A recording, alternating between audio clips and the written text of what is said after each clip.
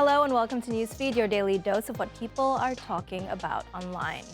Now, some stunning news from the world of artificial intelligence. The creator of game-changing chatbot ChatGPT has called on the U.S. to regulate the sector. Appearing before Congress, OpenAI CEO Sam Altman said he's nervous about AI's ability to manipulate situations, even suggesting it could influence upcoming U.S. elections. Tech giants have been pouring billions of dollars into developing AI in a race to see it one day match human intelligence. I think if this technology goes wrong, it can go quite wrong, and we want to be vocal about that. We want to work with the government to prevent that from happening, but we try to be very clear-eyed about what the downside case is and the work that we have to do to mitigate that. Altman also outlined how the sector can be regulated. He says a licensing agency should be formed with the requirements for the testing, production, and release of AI models. He says safety standards should be put in place and independent auditors examine models before they're launched.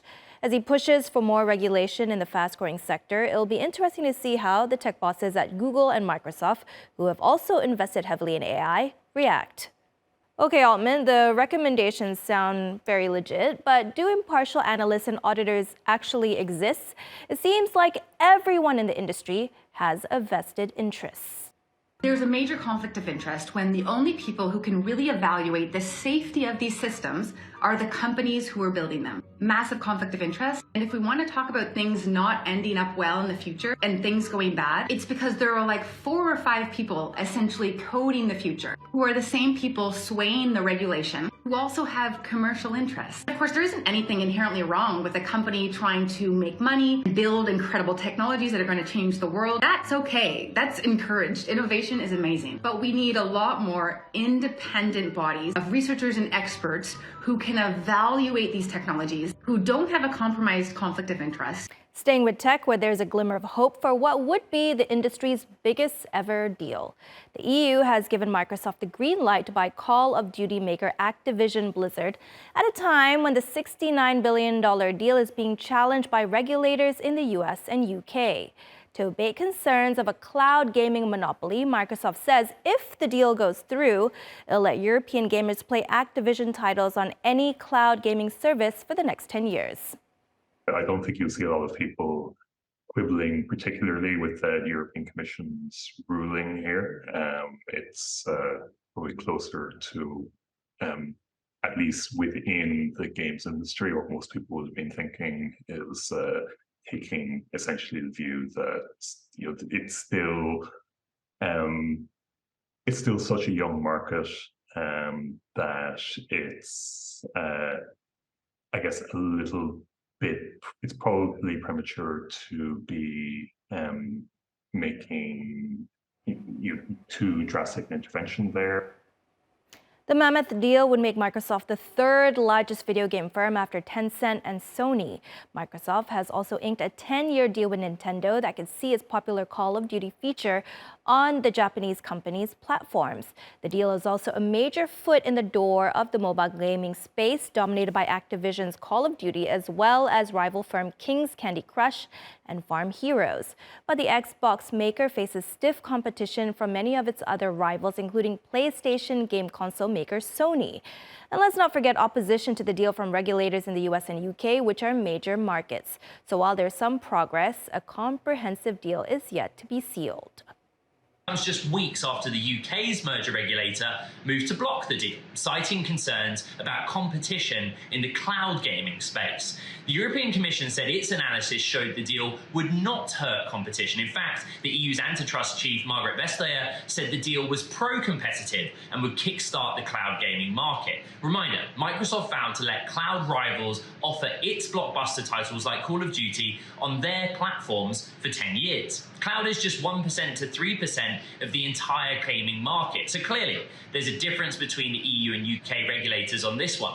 And the EU acknowledged that, saying their analysis gave a different assessment of how fast cloud gaming would grow. There's still a bumpy road ahead. In the US, the FTC sued to block the deal in December. So the parties, they're heading to court. And Activision and Microsoft still have to go back and appeal the UK CMA decision. It's been 8 years since China removed its controversial one-child policy, but the country is still trying to dig itself out of the demographic hole created by its scheme. Now, China is rolling out a program in 20 cities to encourage women to marry and have children. The campaign aims to counter the country's falling birth rate, weeks after India overtook China as the world's most populous nation. The drive encourages young people to wed and start a family at what the government deems an appropriate age. It also urges parents to share child-rearing responsibilities and do away with outdated customs like dowries. China has already introduced tax incentives and subsidies to persuade people to have more kids. The country did away with its strict one-child policy in 2015 due to its shrinking birth rate. The limit is now 3 kids, but years on, Chinese society is still conditioned to having only 1 child. Many are also reluctant to have bigger families due to the cost. The economic pressure on young people is quite high, especially if you move to big cities like Beijing. For those of us born in the 80s, there's more of us from one-child families. There's also a lot of pressure when it comes to taking care of our parents, all while trying to improve our quality of life. China introduced this one-child policy in 1980. Violators were hit with fines or worse, forced abortions or infanticide targeting girls because of a centuries-old preference for boys. This has resulted in a huge gender imbalance. Men outnumber women by at least 35 million in China. There were exemptions to the policy, though, with ethnic minorities and people in rural areas allowed to have more than 1 child. The one-child policy was launched after the population hit almost 1 billion, doubling from when the republic was founded in 1949. Back then, families were encouraged to have many kids to help the economy, food production, and build up the army. But by 1980, China had been through famine and extreme poverty. Officials feared that rapid population growth would further strain the welfare system and slow down the economy. Despite the suffering that accompanied the 35-year policy, it was successful in reducing births by 400 million. Many China-born millennials online have been poking fun at their shared experience. If you're an only child because you're Chinese and born in China during the one-child policy and Chinese culture preferred boys over girls, and people always say, "Oh, aren't you lonely?" But you're not because you have a lot of ghost sisters. Clap your hands. Wow, okay, that was pretty heavy. All right, concerned about the country's first population drop in 6 decades and its aging society, the Chinese government's political advisors recently proposed that unmarried women have access to fertility treatments like egg freezing and IVF treatment to boost the birth rate. But for now, fertility treatments are still out of reach for single women in China, even as attitudes about the traditional family structure shift. Our center reports on one woman's struggle to change the status quo. 5 years ago, a Beijing hospital refused to freeze Teresa Zhu's eggs. The reason? Because she's a single woman. She then sued the hospital in a landmark case in China of a woman fighting for her reproductive rights. I know that in a case like this with so much influence, we may not be able to have much of a chance of winning. However, the court case puts the issue in the public's eye. It gives single women the opportunity to discuss their reproductive rights openly. While China doesn't explicitly ban unmarried people from fertility treatment, the law states that a husband and wife can have up to 3 children. Because of that wording, hospitals require women seeking reproductive treatment to show a marriage license. That's why Teresa is just one of millions of unmarried women in China unable to access fertility treatment. She lost her legal challenge last year, with the court ruling the hospital didn't violate her rights. But her fight is far from over.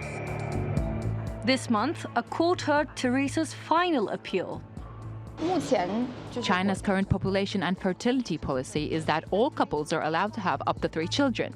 In fact, the government has already done away with the one-child policy. So why do we still have these outdated regulations in place today? Is it possible that the time has come to end this policy of restricting single women from freezing their eggs?